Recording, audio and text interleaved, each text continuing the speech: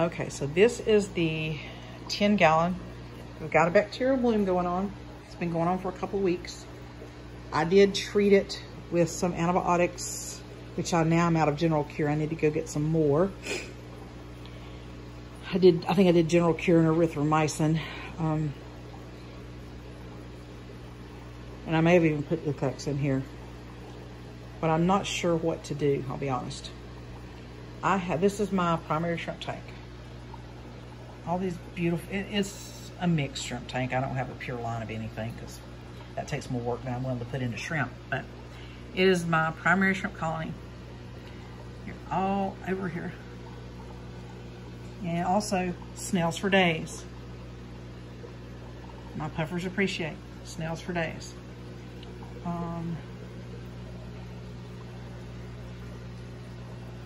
More shrimp through here. Big sword plant covered with my monos, just chomping away. Look at that, it's just full of shrimp. Can't see them. You can see the stripes inside the cholla wood. Coolie loaches, see there's 7 or 8. It's hard to count the little wiggly worms because they won't stay in one place. But it's my primary coolie loach colony. Last time I saw them was when I medicated the tank, and they all started swimming like crazy because they don't really appreciate medication. Which brings me to my problem. This is Wiggles Wags, and the only visible sign of infection on him at all is his behavior. And one of his eyes has, wiggle back around, sick fish stay in the back so you can't film them. One of his eyes has something white around the perimeter. It's possible it's the same type parasite, or at least what father fish thinks is a parasite that this one has.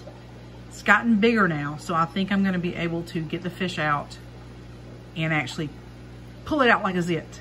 Before it was smaller and I wasn't sure if I'd be able to get it, but I'm gonna go for it today and I'll see what I can do.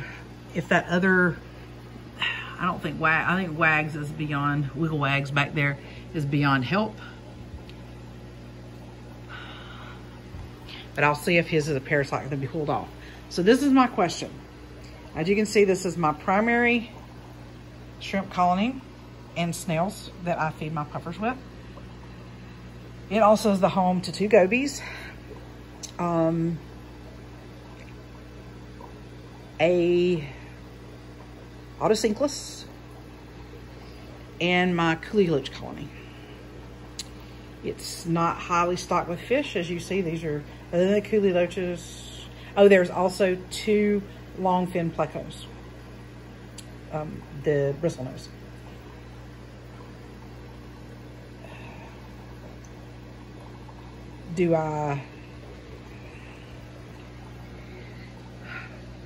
Haven't had fish. I'm on my 2nd year of fish. So my question is this.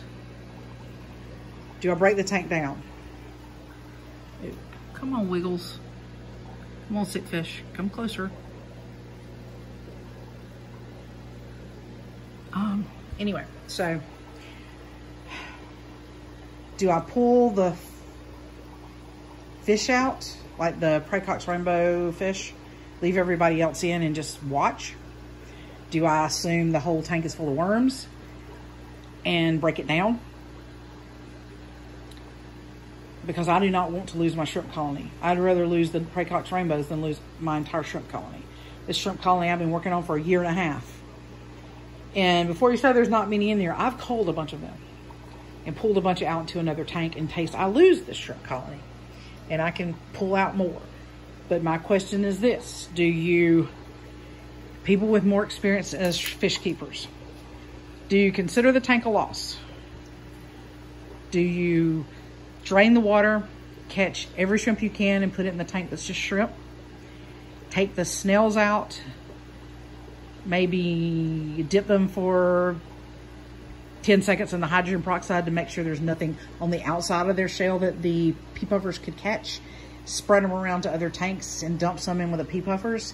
for them to eat, because that's what I use them for. I haven't since the tank has been sick because I wasn't sure.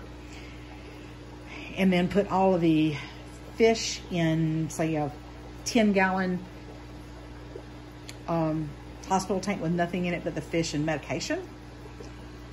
If you do that, do you dump in dewormer?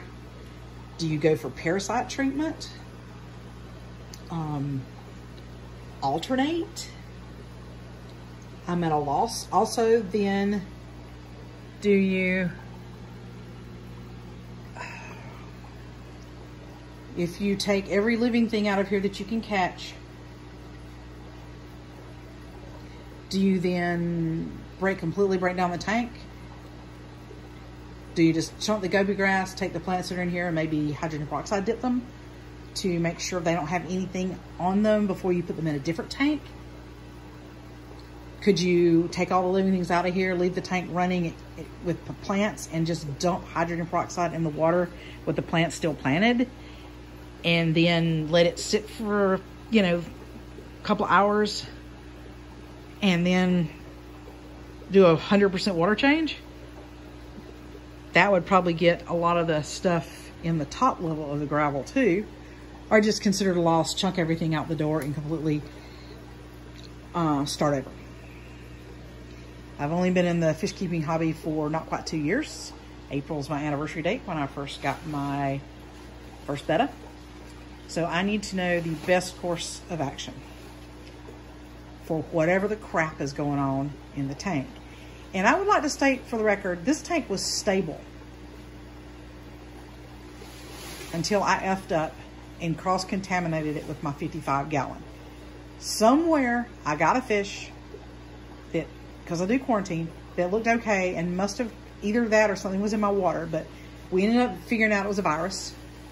I looked everything up and it looked like lymphocytosis. I have a textbook of diseases for fish, and I went through the whole blanket book, looking at pictures, reading up stuff. So my question is, if I cross-contaminated this tank, essentially they just have to survive it. Keep them clean water, put a little salt in there, and see who survives. I lost maybe 20 fish out of that tank, a little bit of every species, but not all of every species. And I haven't had a loss in that tank probably in 2 weeks. So they seem to have stabilized. I'm still bleaching the crap out of anything I pull out of there because I don't have individual hoses for all 26 tanks I have. So I bleached them. But because I didn't know they were sick, I had just gone from one tank to the other. Anyway, I cross-contaminated. That's my fault. So far, haven't found a dead coolie loach, or I lost 2 of the plecos in here. The other 2 have stabilized. As far as I know, my gobies have been fine. Still got the 2 in here. Nothing's bothered the shrimp. I do know that if fish die, if I don't catch it right away or see the bones, the shrimp and the snails eat the entire thing. The last fish that was wiggling around like that did die, and I happened to see it before it was all eaten. So the only outward signs these fish have that they're sick are all of a sudden, you know, they're swimming like not good. And they get these little, what I would consider opportunistic parasites. Like this one has it right under the eye, and I am going to try to pop it like a zit today and pull it off now that it's gotten bigger and I think I can get a hold of it. The other one has a little bit of the whiteness around his eye too.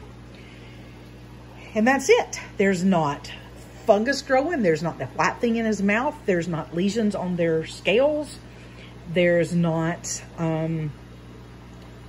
they eat. They come belly up to the bar. Even the one that's waggling around like that sick will come belly up to the bar for food. So worms, just a symptom of the virus that they're just not going to get. And then these little parasites popping up are opportunistic, maybe, because they have a weakened immune system from trying to fight off the virus. There's no ick spots. There's no lesions on the outside that look bacterial. There's no fuzz that looks fungal. I mean, seriously, it's just they start getting sick. They start swimming with their butts down. They do that for like a week and then they die. I've lost 2 or 3 of them that way. And they get these little white things right around the eye. This one has it right under the eye in a concentrated spot. So I'm gonna try to pop it like a zit today. But the other one has it kind of around the corona, not in the eye, but it's clearly right around or on the eye surface. On one eye, not the other. And the others have no signs. I mean, look at this guy. I mean, nothing, just nothing. I don't know. So options, break it down, separate everything I can. Anything that's a fish, quarantine and treat for internal parasites and external parasites. Go for internal, wait, and then do external. I don't want to kill them by giving too much at one shot.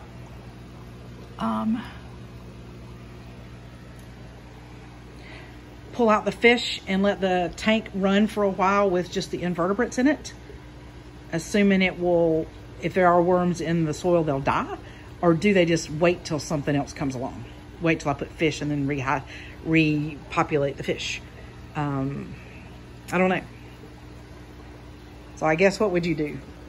Take everything out, consider the tank a loss, and treat the fish that are showing signs of symptoms, or assume everybody has it and treat the whole fish. Save as many shrimp as you can into a shrimp tank. Maybe do a quick hydrogen peroxide dip on the snails to make sure there's nothing on the outside, and then spread them around to other tanks so that they're safe to feed the pea puffers.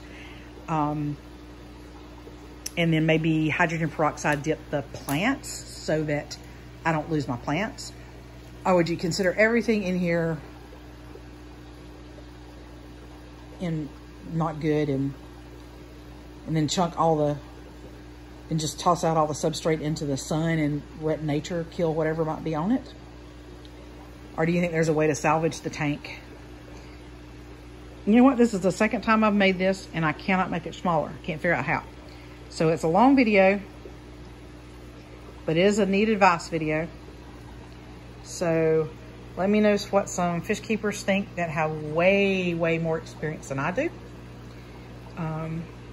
in keeping fish. And I'll do it. Or at least give me what you think the best options are. And I will do that. All right, thanks guys.